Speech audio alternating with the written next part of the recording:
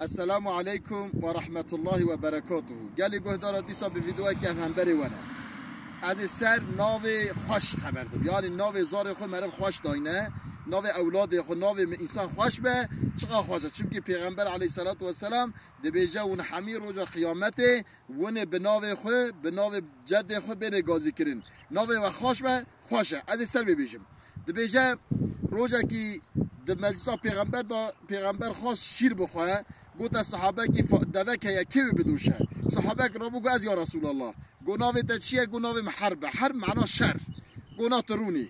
یکی دیسا پیغمبر گو که و دوه بدوشه، یک رابو گو از یا رسول الله گناه تا چیه؟ گناه مره یعنی تعال، گناه تجرونی. دیسا پیغمبر گو که و دوه بدوشه، صحابه که رابو گو از یا رسول الله گناه تا چیه؟ گناه میاعش یعنی حیات، گو هر بدوشه. اوی مبری چو او دوه دود هانی او شیر دا پیغمبر جخار اصحابی میجخار. وقتی حضرت حسن رضی الله تعالی عنه دنیای پیغمبر چه مالوام، حضرت علی و داره حضرت فاطمه، پیغمبر علیه الصلاة و السلام دبیجه کی دو ناو کرکیم چه دانی دبیجن کی حرب یعنی شر، حضرت علی دبیجه، پیغمبر علیه الصلاة و السلام دجبر ناوی حسن به.